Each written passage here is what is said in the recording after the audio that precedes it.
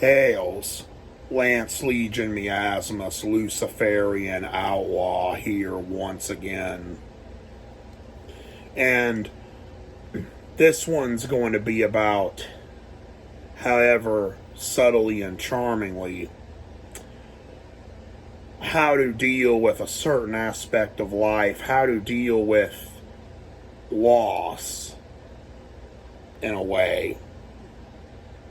Well, there is the quote from that movie Heat, where Robert De Niro's character, Neil McCauley, says, "Don't let yourself get attached to anything you are not willing to walk out on in 30 seconds flat if you feel the heat around the corner." Basically, self-preservation above all else and at whatever cost. And then, I think about stuff like this and I think of a saying like, "I do not fear death, I fear not being able to live." And then that Norman Cousins quote, I'm going to paraphrase it. The greatest loss in life is not death. Death is not the greatest loss in life. The greatest loss in life is what dies within us while we live, or the losses we endure while we live. Because when you're dead, it's all over. What do you care? You're dead, right? Well, there is a very old expression that goes, "Death is certain, life is not." Although it may seem cliche to some, statements such as this go beyond mere vacuous platitudes. This statement represents an expression that is an inescapable truism of existence. Perhaps that is why some have a morbid fascination with all things death-like. Death provides a certainty, maybe even a comfort of which life cannot. One may never know where they will end up in life, where the road will take them while they are still on the earthly plane. But eventually, all roads lead to the grave, and a man's cradle stands in his grave. This is why death is not to be feared, for the fear of death is the beginning of enslavement. Be that as it may, what's to say about the fear of life? Mark Twain once wrote, quote, "The fear of death follows from the fear of life. A man who lives fully is prepared to die at any time," end quote. If one values life, he knows this is the only life he is going to have, so he will make the most of it in the here and now. He will speak the words he wishes to speak and do the deeds he desires to do. He will not simply dream about them all his life. If the uncertainty of life gets to you, then that means that life itself gets to you, because life itself is uncertain. It is a gamble, a risk, a crapshoot. Yes, regardless of honor, morality, justice, law, race, sex, ideology, status, no one triumphs over the reaper. No one triumphs over the grave. But the journey to that grave is different for everyone. As the flippant saying goes, no one gets out of life alive. The cold and merciless hand of the reaper will come for us all. Some of us will go peacefully in our sleep. Some of us will go slowly and painfully. Some of us suddenly and without warning. That being said, take advantage of your impending death in the here and now, for anything can happen at any moment, expectedly or unexpectedly. Keep in mind the words of Jim Morrison in the song Roadhouse Blues. The future is uncertain and the end is always near. Fear is the mind killer. It is a fear of loss that can cripple a mind, body, and a soul. Fear of losing loved ones, assets, possessions, values. Another truism is that nothing lasts forever. Society expects us to be a certain way, live up to the expectations of the herd, to look a certain way, act a certain way, behave a certain way, depending on the subjective preferences and desires of those with certain perspectives, whatever those may be. We hear constant talk of people wanting to be the best versions of themselves, especially in this age of social media. People want to be the best versions of themselves when it comes to looks, status, wealth, all of it. They then want to maintain these things for all time.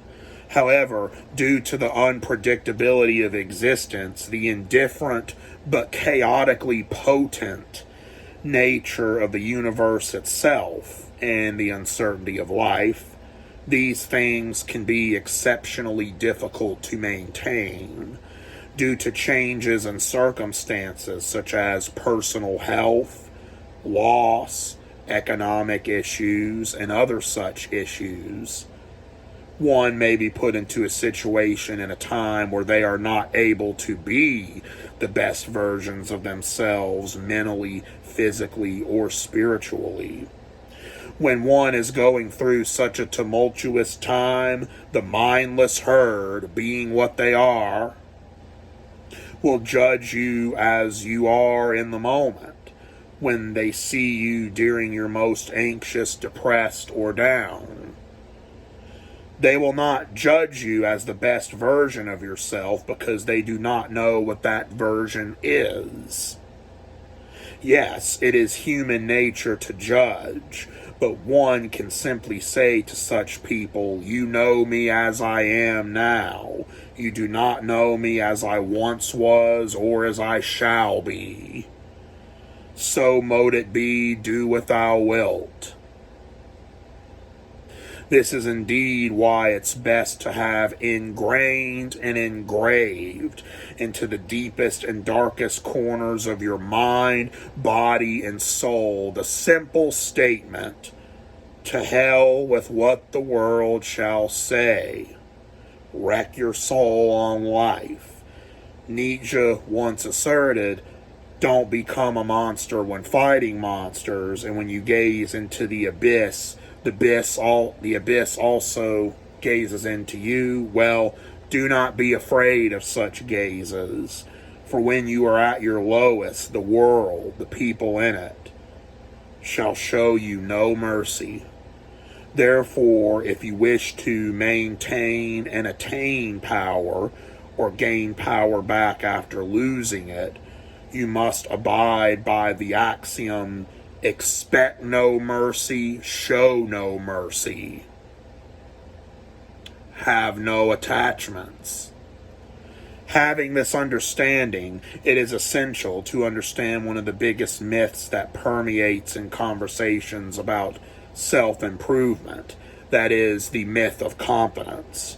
You may have seen or heard about how you should have more confidence. Confidence is key. As such, advice about confidence is literally everywhere. However, any statement claiming confidence to be a useful tool or an essential quality for the journey of life is vacuous, naive, and superficial. Due to the uncertainty of life, confidence is difficult to maintain. When someone is at their lowest point in life and they maintain confidence, the cretins of slavish herd values, many of whom have likely never suffered loss or faced any kind of obstacle in life, a personal one that is, will use all the detrimental retorts in the world to try to keep the crestfallen fallen, try to kick you while you're down and keep you down. Confidence is too easily shaken, destroyed, and thwarted without much effort at all. However, just like a phoenix rising from the ashes, or a fallen angel, Lucifer, rising up to become a remorseless, merciless, diabolical spirit of vengeance, there is a more pragmatic response to those who would oppose you.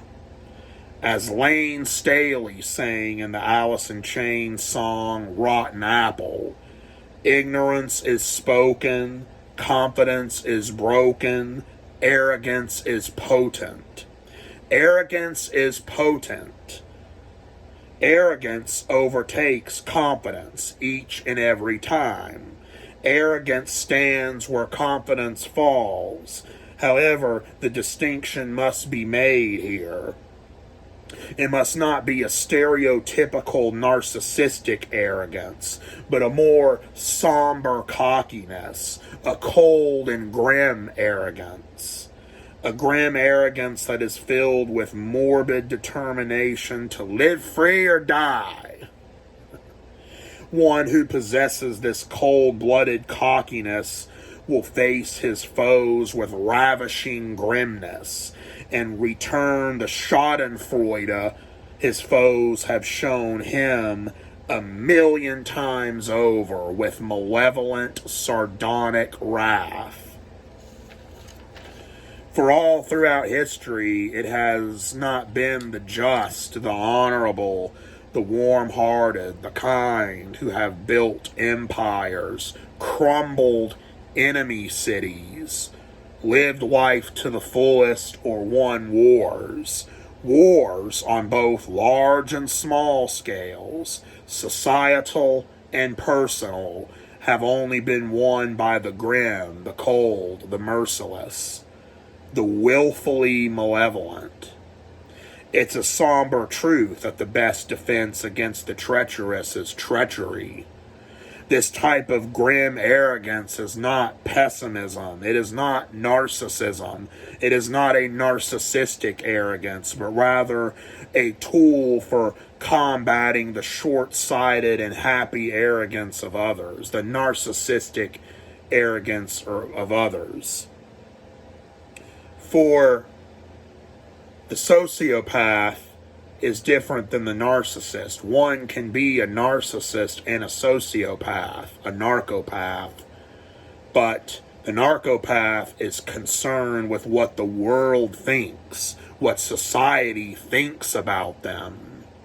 They want to be seen as honorable and just, regardless of their narcissism. The sociopath has no such hang-ups blocking his way. He has no such impediments. The best defense against the sociopathic is sociopathy. This is not negativity. This is realpolitik. This is honesty. When one must disregard the feelings of others just as they have disregarded his. Perhaps it is the fact that one has feelings in the first place, or feels any kind of fear in the first place, is the problem. We are all human, but don't live for others any more than you would expect others to live for you. And fear not being deemed selfish or arrogant. For he who humbles himself even in his darkest hour shall be trodden under the hooves of the herd. Instead, use darkness as strength, and let thy motto be, tread not on me. Nietzsche was more accurate when he said, quote, the great epochs of our life come when we gain the courage to rechristen our evil as what is best in us, end quote. One can also recall the famous statement of Khalil Gibran, quote, what is evil but good tortured by its own hunger and thirst, end quote. The truth of the matter is, there is no inherent good nor evil. There is merely the will to power to accentuate oneself, the capacity for all thoughts, words, and deeds, both benevolent and malevolent, lies within all of us.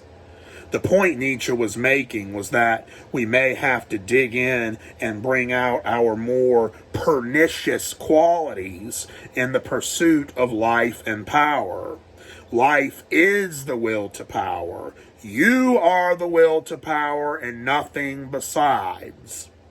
One may use any characteristic or quality that he finds useful in his will to power, while also being mindful of the consequences of doing or not doing so. There is no objective morality in struggles for power, for morality is subjective and non-binding. Your enemies will likely view you as you do them, and may even see themselves as virtuous in attempting to thwart you or kick you while you're down. Your goal is to find as a direct route to your apotheosis as possible, and if that route is barbaric, then so much the worse for those who oppose you.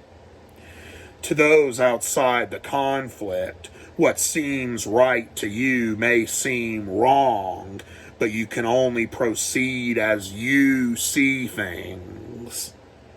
This is what is meant by the phrase, do what thou wilt. If you must be a beast in the path, then be the best beast you can be.